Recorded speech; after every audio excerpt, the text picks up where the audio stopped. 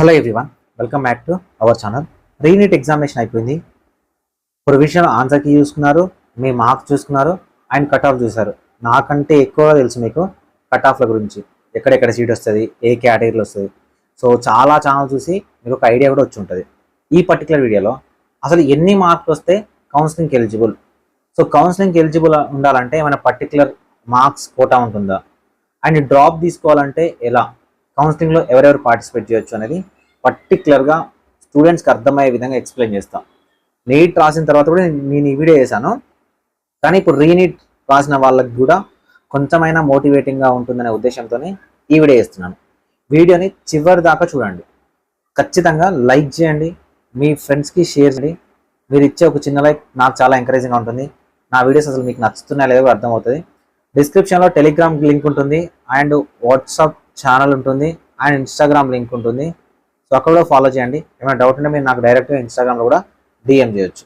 So మీలో ఎవరైనా sir మీతో మాట్లాడతాము, మీ మెంటర్షిప్లో జాయిన్ అవుతాము, మమ్మల్ని గైడ్ చేయండి కౌన్సిలింగ్ అయిపోయేంత వరకే అంటే 7893947228 నెంబర్ని మీరు వాట్సాప్లో కాంటాక్ట్ అవ్వచ్చు.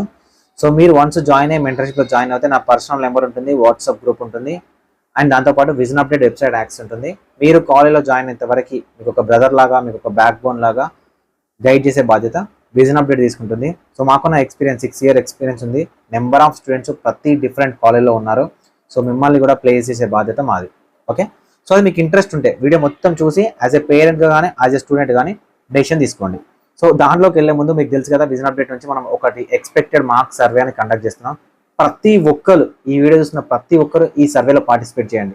మీ ఫ్రెండ్స్కి కూడా షేర్ చేయండి. సార్ మేము పార్టిసిపేట్ చేసాం అనుకోకండి, అట్లీస్ట్ ఒక 10 నుంచి 15 మందికి మీరు పార్టిసిపేట్ చేయడానికి వాళ్ళకి షేర్ చేసి వాళ్ళని ఎంకరేజ్ చేయండి. వాళ్ళ డేటా మేము ఏం స్టోర్ చేసుకొని ఏం ఉండదండి, ఓకేనా. సో ఈ డేటా అనేది మీరు లైవ్ రిపోర్ట్ చూసుకోవడానికి, competition, caste wise, state wise, on and average marks ఇవి చూసుకోవడానికి మీకు యూస్ఫుల్గా ఉంటుంది. సో దీనివల్ల మీరు బార్డర్ లైన్లో ఉన్నారా, ఎక్కడున్నారా అనేది తెలుసుకోవచ్చు, ఓకేనా. సో ఫస్ట్ ఈ వీడియో ఉద్దేశం ఏంటి, కౌన్సిలింగ్కి ఎవరు ఎలిజిబుల్, సో ఎంత కట్ ఆఫ్ స్కోర్ ఉండాలి, అండ్ డ్రాప్ తీసుకోవాలంటే ఎలా అనే ఛాన్సెస్ ఉన్నాయి కదా. సో ఇప్పుడు మనకు 3 రకాల క్యాండిడేట్స్ ఉంటారు, మార్కులు వచ్చిన వాళ్ళు. మీరు మీకు చూస్తున్నారు కదా, 3 types ఆఫ్ క్యాండిడేట్స్ ఉంటారు, విత్ పేరెంట్స్ ఉంటారు. సో వాళ్ళ గురించి ఎక్స్ప్లెయిన్ చేస్తాం. First type of candidates, so వీళ్ళెవరు, ఎబో కట్ ఆఫ్ స్కోర్. ఎందుకంటే మీకే తెలుసు కట్ ఆఫ్లు ఎక్కువగా తెలుసు, cut off score, above cut off score అంటే వాళ్ళకి ఒక క్లారిటీ ఉంటుంది. 2026లో మాకు సీట్ వస్తుంది, ఏపీలో కానీ తెలంగాణలో కానీ ఏ క్యాటో బి క్యాటో ఏదో ఒకటి సీట్ వస్తుంది, మాకు ఒక క్లారిటీ వచ్చింది.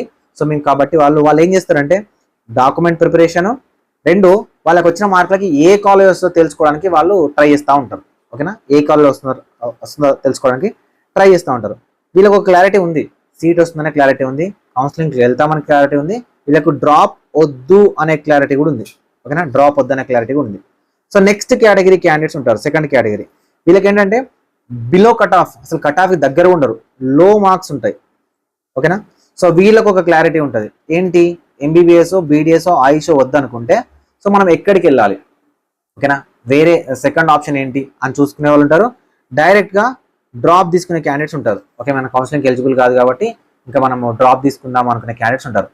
యాక్చువల్గా వీళ్ళ వల్ల అసలు కౌన్సిలింగ్ రిలేటెడ్ కానీ ఎలాంటి ఇష్యూస్ ఉండవు. థర్డ్ కేటగిరీ క్యాండిడేట్స్ ఉంటారు. సో వీళ్ళు పడే టార్చరో లేకపోతే టెన్షన్ అనాలనా, లేకపోతే సీట్ వస్తుందా లేదా, మా పిల్లలకు వస్తుందా లేదా, నాకు వస్తుందా లేదా, ఇన్ని డ్రాప్స్ ఉన్నాయి అనుకునే టార్చర్ వేరే లెవెల్లో ఉంటుంది. ఇటు డ్రాప్కి వెళ్ళలేరు, ఓకేనా, అటు కౌన్సిలింగ్లో సీట్ రాదు. సో వీటి మధ్యలో ఉంటారనమాట. సో ఈ క్యాండిడేట్స్ ఎవరంటే బార్డర్ స్కోర్లో ఉన్నవాళ్ళు, ఓకేనా, బార్డర్ స్కోర్లో ఉన్నారు. వీళ్ళకు మాత్రమే కట్ ఆఫ్ కావాలి ఎక్కువగా, ఓకేనా, వీళ్ళకి మాత్రమే కట్ ఆఫ్ కావాలి. యూట్యూబ్లో 90% వీడియోస్ చూసేది కూడా వీళ్ళలోనే ఉంటారు. సార్ నాకు సీట్ వస్తుందా అనే వాళ్ళలో ఉంటారు. సో వీళ్ళకి సీట్ వస్తుందా రాదా అనే క్లారిటీ ఉండదు, ఎవడు ఎగ్జాక్ట్ కట్ ఆఫ్ చెప్పడు, ఈవెన్ నేనైనా కూడా. అండ్ డ్రాప్ తీసుకోవాలనేది కూడా క్లారిటీ ఉండదు, ఓకేనా. సో ఇలాంటి పర్టికులర్ జోనర్ ఉన్న క్యాండిడేట్స్ కోసమే ఈ పర్టికులర్ వీడియో, ఓకేనా. మీకు నేను ఈ పర్టికులర్ వీడియోలో క్లారిటీ చెప్తా. దీనికన్నా ముందు సో పేరెంట్స్కి కానీ స్టూడెంట్స్ కానీ ఒక మాట చెప్తా, ఒకే ఒక మాట. ఒక సింగిల్ నీట్ ఎగ్జామినేషన్, ఓకేనా, ఒక సింగిల్ నీట్ ఎగ్జామినేషన్ మీ స్టూడెంట్ యొక్క క్యాపబిలిటీని, మీ స్టూడెంట్ యొక్క నాలెడ్జ్ని, మీ స్టూడెంట్ యొక్క ఇంట్రెస్ట్ని చూపెట్టదు, ఓకేనా. ఒక సింగిల్ నీట్ ఎగ్జామినేషన్లో క్వాలిఫై కాలేదు కదా అని టాలెంటెడ్ స్టూడెంట్ అయితే కాదు. ఓకేనా. కొంతమందికి కాన్సెప్ట్ ఉంటుంది, నాలెడ్జ్ ఉంటుంది, కానీ పేపర్ ప్రజెంటేషన్ పోతుంది. ఓకేనా.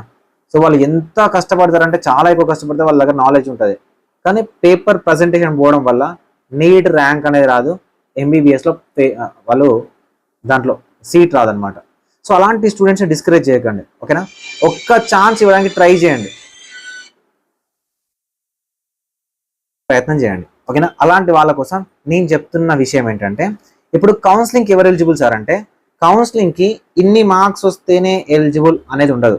ఓకేనా. దీనికి సో ఎన్టీఏ నుంచి స్కోర్ కార్డ్ రిలీజ్ అయిన రోజున ఓసీ వాళ్ళకి ఒక కొంత మార్కు, ఓబీసీ వాళ్ళకి ఒక కొంత మార్కు, ఎస్సీ ఎస్టీ వాళ్ళకి ఒక కొంత మార్కు, ఇక్కడ 50%, ఇక్కడ 40%, ఇక్కడ 40%. సో ఈ మార్క్స్ని డిసైడ్ చేయడం జరుగుతుంది. సో 50% మార్క్స్ అంటే ఫర్ ఎగ్జాంపుల్కి ఆల్ ఓవర్ ఇండియా వైడ్ ఎవరైతే స్టూడెంట్స్ వచ్చిన మార్క్స్ ఉంటాయో దాంట్లో ఒక 400 మార్క్స్ క్వాలిఫైయింగ్ తీసుకుంటే, ఓకేనా, 400 మార్క్స్ క్వాలిఫైయింగ్ తీసుకుంటే దీంట్లో 50th పర్సెంటైల్, ఓకేనా, 50th పర్సెంటైల్ అంటే ఓసీలో 200 మార్క్స్ వస్తున్నాయంటే క్వాలిఫై, కానీ 200 ఉండకపోవచ్చు. సో నేను ఈ ఇయర్ 140+ ఉండొచ్చేమో అనుకుంటున్నాను. ఓకేనా. ఓసీ 140 మార్క్స్ క్వాలిఫైయింగ్ మార్క్స్ ఉండొచ్చు. సో ఇది మనకు ఒక 109, 110 ఆ రేంజ్లో క్వాలిఫైయింగ్ మార్క్స్, 120 ఆ రేంజ్లో క్వాలిఫైయింగ్ మార్క్స్ ఓసీ వాళ్ళకి కానీ ఓబీసీ వాళ్ళకి కానీ ఎస్సీ ఎస్టీ వాళ్ళకి ఉండొచ్చు. వీళ్ళందరూ కూడా కౌన్సిలింగ్కి ఎలిజిబుల్. ఓకేనా. వీళ్ళందరూ కూడా కౌన్సిలింగ్కి ఎలిజిబుల్. సో దీనికంటూ ఇంతే కట్ ఆఫ్ ఇదే ఉంటుందని కాదు.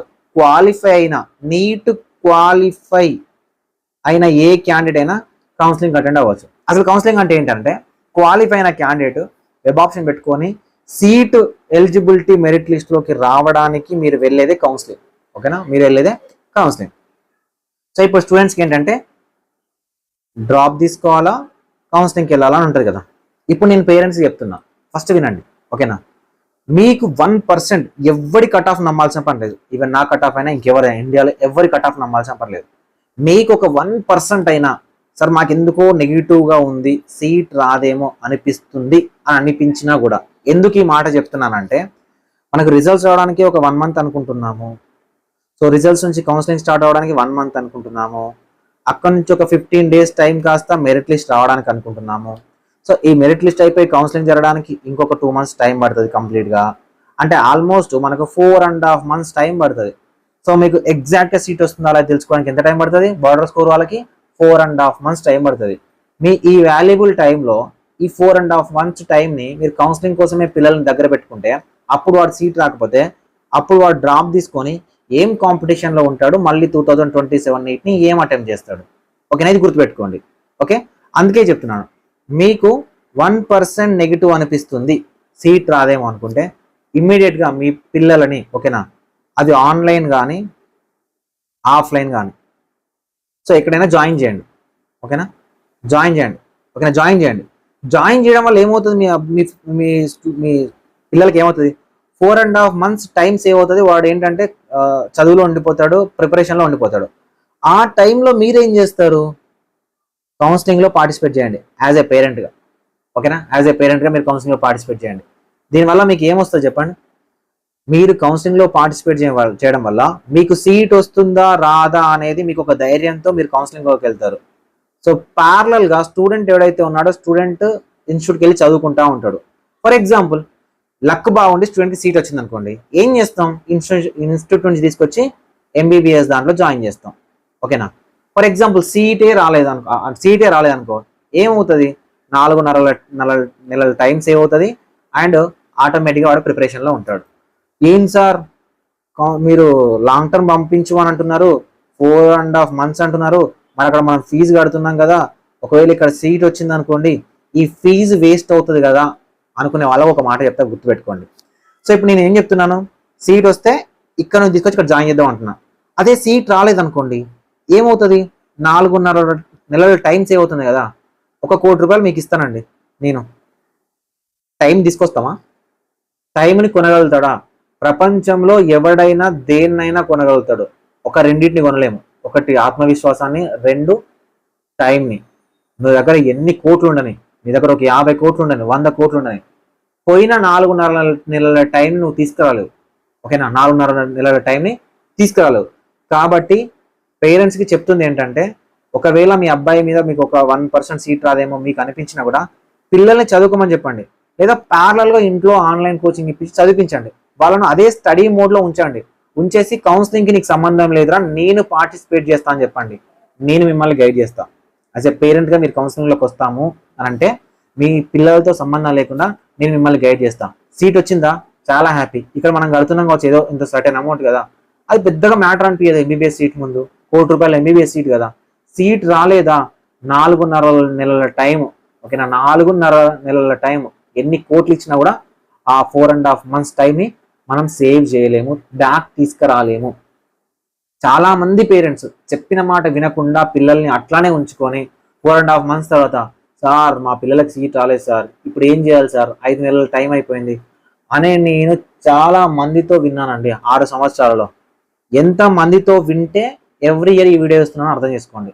సో మీరు మళ్ళీ మీరు ఫ్రెష్ బ్యాచ్ కాబట్టి మీకు పేరెంట్స్కి స్టూడెంట్స్కి కొంచెమైనా మోటివేటింగ్గా ఉండాలి కాబట్టి ఈ పర్టికులర్ వీడియో ఆల్రెడీ చేశాను, మళ్ళీ చెప్తా ఉన్నాను. ఓకేనా, సో ఇమ్మీడియట్గా మీకు అనిపిస్తే జాయిన్ అవ్వండి. నాకే కోచింగ్ ఇన్స్టిట్యూట్ లేదు, నా దగ్గర జాయిన్ అవ్వండి అని చెప్పట్లేదు. నేను ఏ కోచింగ్ ఇన్స్టిట్యూట్ గురించి చెప్పట్లేదు.